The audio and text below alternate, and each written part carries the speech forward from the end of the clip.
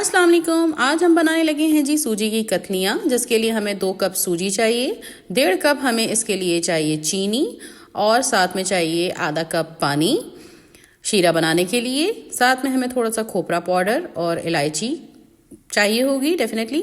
साथ में हमने लिया है जी आधा कप घी और डिशेस जिसमें हम सूजी की कतलियाँ जमाएंगे, ब्रशेस घी स्प्रेड करने के लिए, स्पून, सॉस पैन और पतीली या कढ़ाई जिसमें भी आप अपना हलवा जमाना चाहें या बनाना चाहें, आपके ऊपर डिपेंड करता है।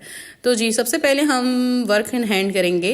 डिशेस को घी लगा के सारा प्रॉपरली स्प्रेड कर लेंगे ताकि उस पर जो हम कतलियाँ डालें तो वो जमे नहीं, और ये काम उस टाइम नहीं हो पाएगा, इसलिए ये बिफोर हैंड कर लीजिए। इसके बाद हम सूजी को करेंगे जी ड्राई रोस्ट। उसके लिए पतीली के नीचे लगाएंगे चूल्हा और सूजी को डाल के उसको भूनेंगे।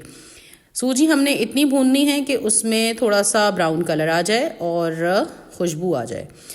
दूसरी तरफ हम चढ़ाएंगे जी शीरे के लिए आधा कप पानी और 1.5 कप चीनी। साथ में इसमें डाल देंगे हम इलायची तोड़ के। इलायची का बस मुंह फाड़ना है और उसको डाल देना है, ठीक है।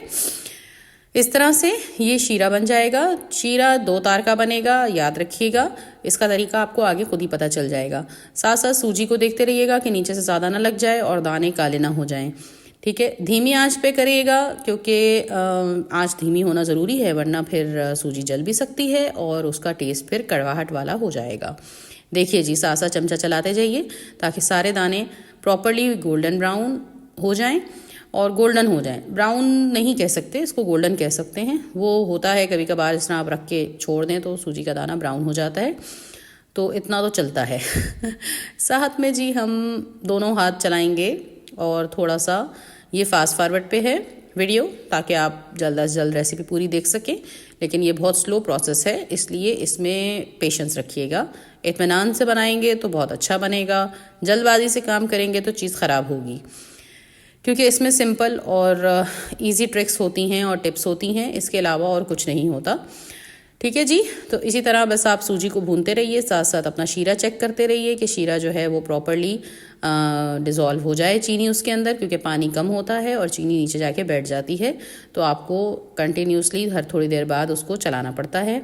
साथ साथ शीरे का जो पानी होता है वो नीचे या किनारों पे पतीली के या सॉस पैन के लगता है, तो आप उसको भी साथ साथ चेक करते रहिए।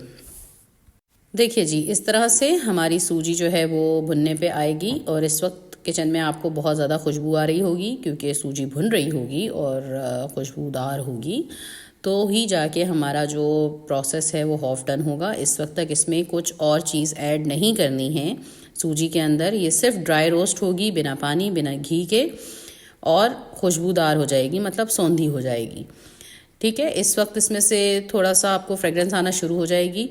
मैं कह नहीं सकती कि आपको नज़र आ रहा है नहीं आ रहा, लेकिन इतनी देर में जो है वो सूजी हल्की हल्की सी कलर चेंज करने लग जाती है, वाइट की तरफ से गोल्डन की तरफ या बेज कलर की तरफ आना शुरू हो जाती है, ठीक है जी। साथ साथ आप देखें मैं शीरे पे भी चमचा चलाती जा रही हूँ ताकि चीनी के दाने जो वो प्रॉपरली डिज़ोल्व हो जाएं। और इसने में पतीला का पैंदा अगर आपका मोटा होगा तो बेहतर होगा, अगर पतला होगा बहुत ज़्यादा तो फिर आपको थोड़ा सा प्रॉब्लम हो सकता है। देखिए जी सूजी जैसे ही गोल्डन हो जाएगी, हम उस वक्त इसमें अपना क्या कहते हैं आधा कप हम घी ऐड करेंगे, ठीक है जी। इसका रेशो जो है वो इसी तरह का है कि आप जो है वो 2 कप अगर सूजी ले रहे हैं तो उसमें से आधा कप कम करके आपने जो है वो चीनी का लेना होगा, और फिर उसका आधा जो है उसमें से आधा कप जो है वो आप घी लेंगे। देखिए जैसे ही हमने घी ऐड किया है सूजी ने अपना कलर एकदम डार्क गोल्डन कर लिया है, ठीक है। तो इसलिए ख्याल रखिएगा कि सूजी को बहुत ज़्यादा ब्राउन मत होने दीजिएगा, वरना वो गोल्डन सूजी की नहीं वो ब्राउन कलर की कतलियाँ बन जाएंगी और सूजी बहुत ज़्यादा कड़वाहट भी दे देगी। तो इस तरह से देखिए जी जब हमने घी डाला तो सूजी ने अपना कलर दिया है। अब हम इसको थोड़ी देर के लिए चलाएंगे ताकि उसकी जो घी और सूजी जो है वो एक जान हो जाए प्रॉपरली। देखिएगा जैसे ही ये प्रॉपरली गोल्डन हो जाएगी और हमारा शीरा जो है वो तैयारी पे आ जाएगा। शीरा 2 तार का डलेगा सूजी की कतली जमाने के लिए, वरना वो नरम बनेंगी, कुरकुरी कतलियाँ नहीं बनेंगी।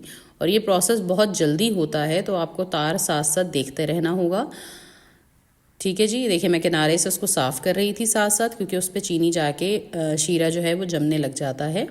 और वो जो है तो फिर आपको बर्न चीनी का या कैरामलाइज होने का भी प्रोसेस बन जाएगा, तो इसलिए उसको साथ साथ क्लीन करना ज़रूरी होता है। अब देखिए मैंने सूजी का चूल्हा इस वक्त बंद कर दिया था क्योंकि घी डाल चुकी थी और सूजी जो है वो प्रॉपर्ली डन हो चुकी थी, तो मैंने सूजी का चूल्हा बंद कर दिया था और अपना शीरा चेक कर रही थी। ठीक है जी, तो देखिए अब मैं शीरा चेक करूँगी। अब आपको मैं करीब से भी दिखाऊँगी ताकि आपको अंदाज़ा हो जाए कि शीरा किस तरह से चेक किया जाता है। बूढ़े बुजुर्ग जो हैं वो हाथ से भी चेक कर लेते थे, लेकिन इसका तरीका यही होता है कि जैसे स्पून से ये टपकेगा तो ये वापस ऊपर की तरफ तार छोड़ता हुआ खिंच जाएगा, तो इसी से हमें पता चल जाता है कि हमारा शीरा जो है वो ऑलमोस्ट डन हो चुका है। अब हम जो है ये दोनों चीज़ें तैयार कर चुके हैं और इनको मिक्स करने का प्रोसेस जो है वो बहुत क्विक होता है। उसके बाद हमारे पास टाइम नहीं होता इतना कि हम जो हैं वो उसको चूल्हे पे छोड़ें भी। अगर आपने ज़रा देर के लिए भी छोड़ दिया इसको तो ये ख़राब हो जाएगा। ठीक है, तो जैसे ही आपका शीरा रेडी हो जाता है आप इस तरह से सूजी में उसको मिक्स करेंगे और इस वक्त आपको कंटिन्यूसली चमचा चलाते रहना है ताकि सूजी और शीरा एक जान हो जाए और इसमें कोई भी गांठ ना रहे, कोई भी साबुत टुकड़ा जो है वो सूजी का खुश्क ना रह जाए। और जैसे ही इसमें जाल फटना शुरू होगा, जैसे आपने देखा है पतीली के अंदर जाल एकदम बन गया था, इस तरह का जाल जैसे ही फटना शुरू होगा वैसे ही हम इसको फ़ौरन से जो है वो डिश में निकालेंगे, स्प्रेड आउट करेंगे। चमचा स्प्रेड करने के लिए जो भी यूज़ करें उसको घी ज़रूर लगा लिएगा, चिकना कर लिएगा, वरना वो उसी चमचे के साथ ही उड़ जाएगा।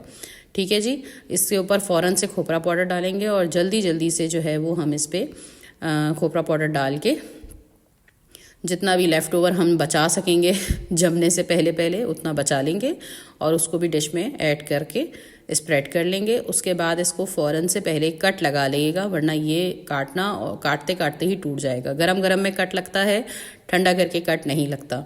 जैसे ही आप इस पर निशान लगा लेंगे उसके बाद ये आपका प्रोसेस डन हो चुका है।